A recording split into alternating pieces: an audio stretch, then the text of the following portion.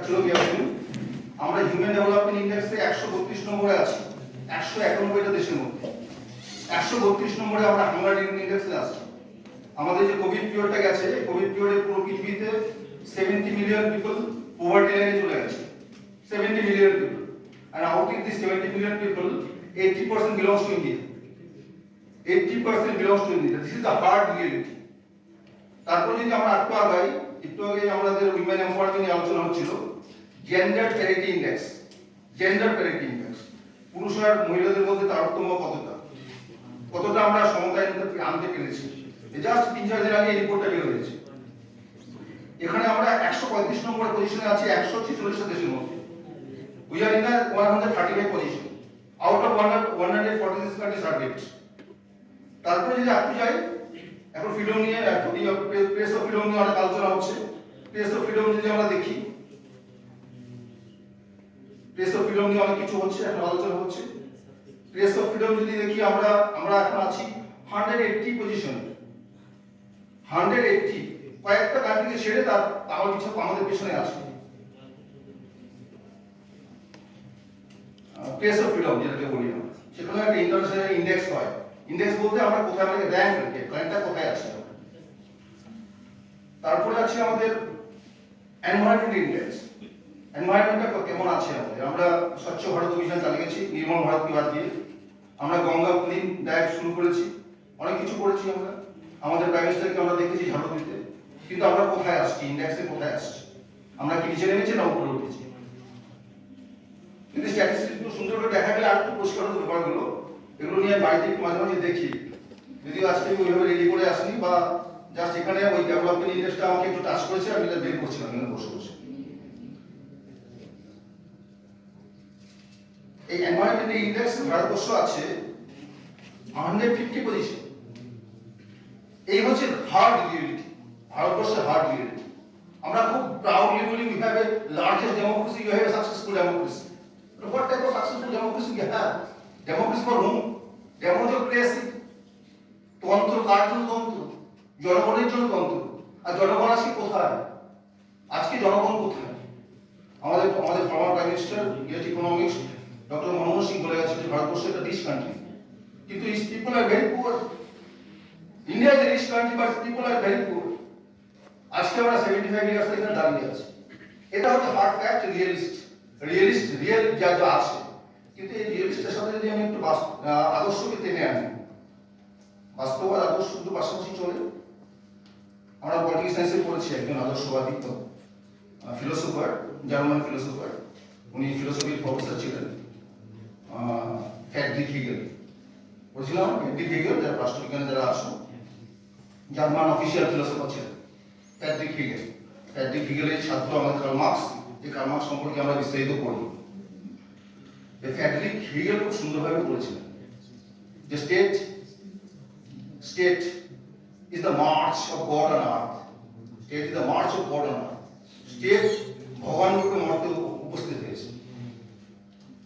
যেভাবে আমরা আজকাল তো আমরা সবাই ধার্মিক পার্সন, আমরা সবাই ভগবানের আরাধনা করি। সেই ভগবানের আরাধনাকে মাথায় রেখে হিগেল বলেছে যে অ্যাবসলিউট পাওয়ার, অ্যাবসলিউট, যেটাকে আমরা হিন্দিতে বা বাংলাতে ব্রহ্মের আরাধনা করি। আমরা বলছি ব্রহ্মের পদক্ষেপ হয়েছে কোথায়? মর্তে, রাষ্ট্ররূপে। যেভাবে আমরা ভগবানের আরাধনা করি, এইভাবে আমরা রাষ্ট্রের আরাধনা করি। আর এই যে পদক্ষেপটা হয়েছে মর্তে, এটা স্ট্রেট হইতে হয়নি। বলেছে যে বলতে পারছি না ঠিক মতো, ভগবান যেটা ইউনিভার্সাল স্পিরিট যেটা রিফ্লেকশনটা দিয়েছে, যেটা লাইটের রিফ্লেকশনটা আসছে স্টেট ওয়েতে আসছে, বলছে গড যে রিফ্লেকশনটা দিয়েছে এটা স্টেট ওয়েতে আসেনি, বা গডের যে পদক্ষেপ পদার্পণটা এটা সার্কেল ওয়েতে হয়নি, এটা জিগজ্যাগ ওয়ে হয়েছে। জিগজ্যাগ ওয়েতে হয়েছে। জিগজ্যাগ করতে গিয়ে হিগেল বলেছে ল অফ ডাইরেক্ট্রিক্স আছে না, law of dialectics, thesis antithesis synthesis. পুরো ইউনিভার্সিটি যে সৃষ্টি, আজকে আমরা যে জায়গায় দাঁড়িয়ে আছি সেটা থিসিস এন্ড থিসিসের আছে, থিসিসের মধ্য দিয়ে বিং, নন বিং, বিকামিং, তাই না? এটাকে দেখাতে গিয়ে উনি বলেছেন উনি ইন্ডিভিজুয়াল পার্সপেক্টিভটা খুব একটা দেখেন। হিগেল দেখেছে ফ্যামিলি, সোসাইটি অ্যান্ড স্টেট। থিসিসটা কি? কৃষক বীজ লাগাচ্ছে, থিসিস, বীজটা কিছুদিন পর নষ্ট হয়ে যাচ্ছে, ফেটে যাচ্ছে, অ্যান্টিথিসিস, সেই বীজ থেকে গাছ বেরোচ্ছে, সেটা হচ্ছে সিনথেসিস। This the result. যেভাবে আমাদের কাছে মোবাইলটা আছে, রেজাল্ট, কিন্তু মোবাইলটা এখানে আটকে থাকতে না, এই মোবাইলটা আবার পরিবর্তন করবে, এই অ্যান্টিথিসিসটা আবার নতুন করে থিসিসে পরিণত হয়।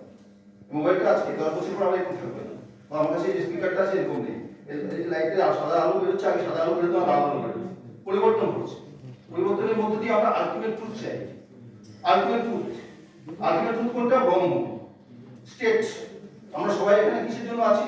স্টেটের সেবার জন্য। স্টেটের সেবা করে যাবো আমরা। এখানে বলতে গিয়ে বলেছি যে স্টেটের কালকুলেশনটা কেমন করে হয়েছে, স্টেটের ফাইনাল রেজাল্ট, স্টেটকে যে ব্রহ্মের সাথে তুলনা করেছে কেমন করে। বলছে ফ্যামিলি হচ্ছে থিসিস, আর অনেকগুলো ফ্যামিলি একত্রিত হয়ে হয়েছে সোসাইটি, সিভিল সোসাইটি, সিনথেসিস। আর সিভিল সোসাইটি একত্রিত হয়েছে স্টেট, ফাইনাল রেজাল্ট, স্টেট সাইন্সিস। এইভাবে স্টেটের উৎপত্তি, বা স্টেটের কাজ হচ্ছে কি? রাষ্ট্রের জনগণের সেবা করা। স্টেটের কাজ জনগণের সেবা করা, জনগণের কাজ হচ্ছে স্টেটের সেবা করা। এইভাবে চলে দুটো পার্সপেক্টিভ চলে। কিন্তু আমরা যদি আদর্শের পার্টটা যদি আমরা দেখি, আজকে আমরা যদি আমাদের পার্শ্ববর্তী কয়েকটা দেশের সাথে তুলনা করি, আমি একটু সময়টা একটু বেশি নিচ্ছি, আর অল্প সময়ের মধ্যে শেষ করবো। আমাদের পার্শ্ববর্তী দেশ চায়না, আমরা একই সাথে জার্নি শুরু করেছিলাম। যখন জার্নি শুরু করেছিলাম তখন আমাদের অবস্থা চায়নার থেকে ভালো ছিল। আজকে চায়না অনেকটা আগে গেছে। চায়না আজকে মোটামুটি বিশাল বড় একটা ইকোনমিতে দাঁড়িয়েছে। চায়নার অর্থনীতি আজকে $17 ট্রিলিয়ন, আর আমরা $3 ট্রিলিয়ন মিলে নিয়ে যুদ্ধ করছি। চায়নার পাশে আছে হংকং, জাপান, তারা আছে কতটা ডেভেলপ। পুরো ইস্ট এশিয়ান কান্ট্রি, যেখানে বুদ্ধিজম চলে গেছে, ভারতবর্ষকে পিটিয়ে ভেঙে ইস্ট এশিয়ান কান্ট্রিতে পাঠিয়েছিল, আজকে ইস্ট এশিয়ান কান্ট্রিগুলো কতটা ডেভেলপ করছে। আজকে ডেভেলপমেন্টের মাপকাঠি ইস্ট এশিয়ান কান্ট্রিগুলোতে দেখি আমরা। আমার ওয়েস্টে যাওয়া দরকার নেই, আমাদের ডেভেলপমেন্টে যাওয়া দরকার নেই ওয়েস্টার্ন কান্ট্রিগুলোতে। আমাদের যে চারপাশে যে স্টেটগুলো আছে, স্টেটগুলোকে যদি দেখি আমরা, তারা আজকে এখানে কেন দাঁড়িয়েছে, আমরা কেন এখন ওখানে পড়ে আছি। বলছি যে এখানে জনগণ ভগবানের সেবা করছে না, রাষ্ট্রের সেবা করছে। রাষ্ট্রের সেবা মানে বলতে এখানে রাষ্ট্রের সেবা বলতে যে আমরা বলছি, আমরা পেট্রিয়টিক কান্ট্রি, আমরা পেট্রিয়টিজমে বিলিভ করি। আমরা 75 ইয়ার্স ইন্ডিপেন্ডেন্স সেলিব্রেশন করেছি, বাইকের মধ্যে ঝান্ডা লাগিয়ে ঘুরে বেরিয়েছি, বা সবচেয়ে বড় পতাকা তুলেছি। বলছে ইন্ডিপেন্ডেন্স কিসের মধ্যে দিয়ে, সেলিব্রেশন কিসের মধ্যে দিয়ে? বলেছে ধর্ম means your duties and responsibilities towards your state. What is your duties and responsibilities? যে একজন মুচি, তার কাজ হচ্ছে জুতো সেলাই করা। যে একজন অধ্যাপক, তার কাজ হচ্ছে ছাত্র পড়ানো। যে একজন অ্যাডমিনিস্ট্রেটর, তার হচ্ছে অ্যাডমিনিস্ট্রেশন চালানো। যেভাবে আমাদের ডিস্ট্রিক্ট ম্যাজিস্ট্রেট আছে, তার কাজ হচ্ছে ডিস্ট্রিক্টটাকে চালানো। যদি আমরা প্লাটোকে স্মরণ করি, প্লাটো থিওরি অফ জাস্টিসের মধ্যে তাই বলে যাচ্ছে, যে জায়গা দাবি তার নিজের কাজ সঠিকভাবে পালন করে দেবে। একজন মুচি তার মুচির কাজ না করে অন্য কিছু করছে। একজন প্রফেসর তার ছাত্র না পড়ে সে অন্য কিছু করছে, এদিকে হাত চালাচ্ছে। সোসাইটি তাকে কত কিছু দিয়েছে। আমরা স্কুলে সরকারি স্কুলে পড়ে পড়াশোনা করেছি, আমরা সরকারি কলেজে পড়াশোনা করেছি, পড়ে আজকে সিভিল সোসাইটিতে establish. What society demand from now? What society demand from us now? We have to give return. We have to return to society. But we are not returning. Still we are demanding from the society. আমরা এদিকে হাত চালাচ্ছি, এদিকে চাকরি দিয়ে করছি, ওদিকে চাকরি দিয়ে করছি। নিজেদের responsibility toward the state, toward the ব্রহ্ম, সেই ব্রহ্মের সেবা না করে আমরা কি করছি? আমরা নিজের সেবায় ব্যস্ত। আর নিজের সেবায় ব্যস্ত বলে আজকে ভারতবর্ষের এই পরিস্থিতি। আমরা গভর্নমেন্টকে দায়ী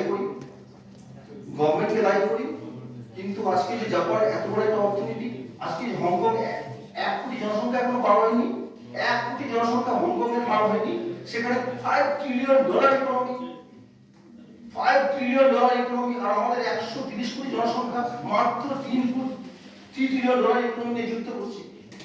এই হচ্ছে ভারতবর্ষের অর্থনীতি, ভারতবর্ষের রাজনৈতিক পরিস্থিতি। আমি একটা কথা বলছি যে আমাদের পুরো ভারতবর্ষ, পুরো পৃথিবী দ্বিতীয় বিশ্বযুদ্ধের পর স্লোগান দিয়েছে development and peace. Development peace. কিন্তু আজকে যে ধর্ম নিয়ে উত্তেজনা, আজকে আমরা নিজের কর্ম ছেড়ে মন্দিরে ঘন্টা বাজাচ্ছি, এটা কি ধর্ম?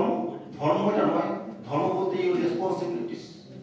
জাস্ট একটু দু লাইন একটা কথা বলে আমি শেষ করবো। এই ধর্ম বলতে গিয়ে একটা ছোট্ট একটা গল্প কাহিনী আছে। এটা দ্বিতীয় বিশ্বযুদ্ধের সময় যখন একদিকে অ্যাক্সিস পাওয়ার আরেকদিকে অ্যালাইড পাওয়ার।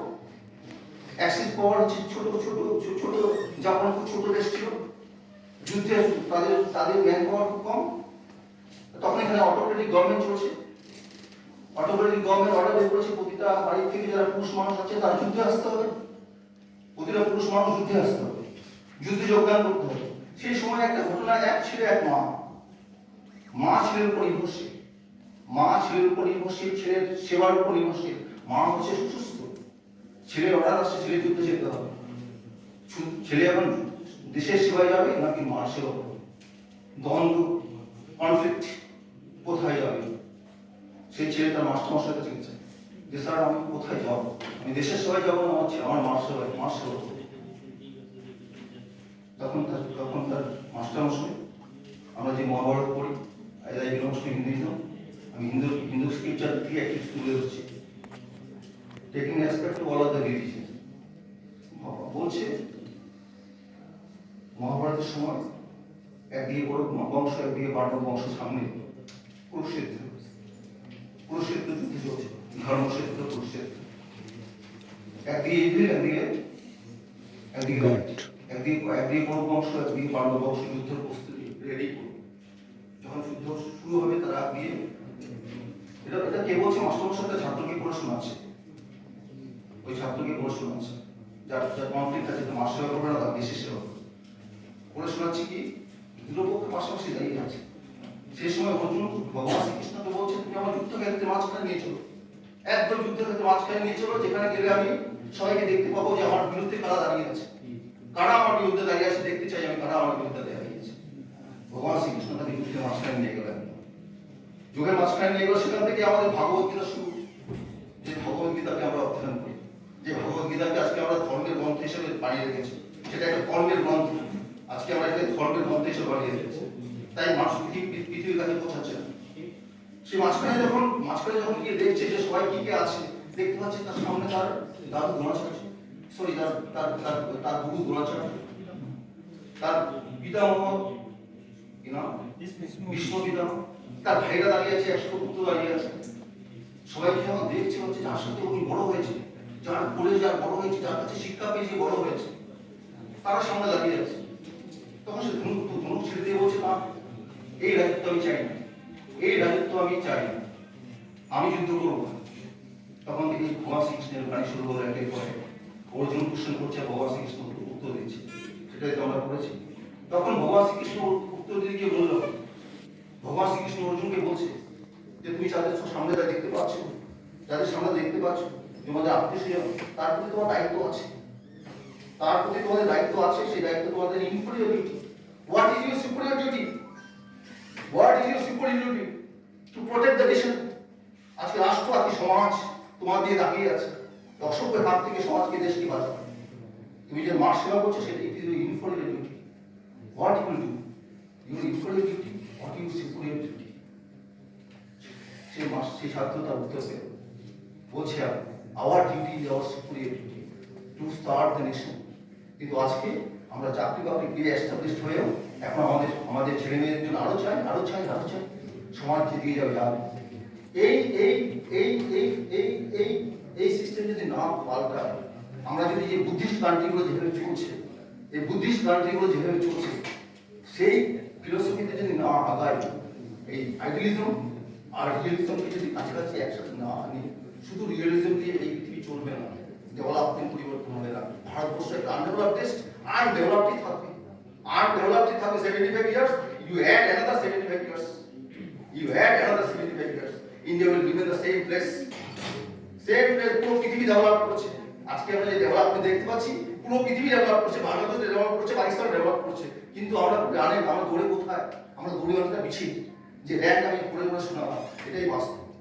আর এই বাস্তবকে মাথায় যদি বেরোতে চাই, তাহলে আমাদের যে ধর্ম, আমাদের যেটা ধর্ম, আমার ধর্ম হিন্দুইজম নয়, আমার খ্রিস্টান নয়, আমরা মুসলিম নই। আমার ধর্ম একটাই, আমাদের যেটা ভগবান কাজ দিয়ে পাঠিয়েছে মর্তে, যে কাজ দিয়ে পাঠিয়েছে সেই কাজ আমি করবো, সেই কাজ আমি করবো। সেই কাজকে একটুখানি তার থেকে সরে যাওয়া মানে হচ্ছে কি ব্রহ্মের আধার থেকে সরে যাওয়া। যাই হোক, অনেকটা সময় দিলাম। এই বলে সবাইকে আবার শুভেচ্ছা জানিয়ে আমি শুরু করার আগে আমি মানুষ স্যার কথা স্মরণ করে নিই। মানুষ স্যারের আন্ডারে আমার বিয়ে বেনিফিট প্রোগ্রাম, মানুষ স্যারকে শ্রদ্ধা জানিয়ে, আমাদের প্রদীপ স্যার আছে, আমাদের সহ স্যার আছে, সবাইকে শ্রদ্ধা জানিয়ে, তোমাদেরকে ভালোবাসা জানিয়ে আমার বক্তব্য।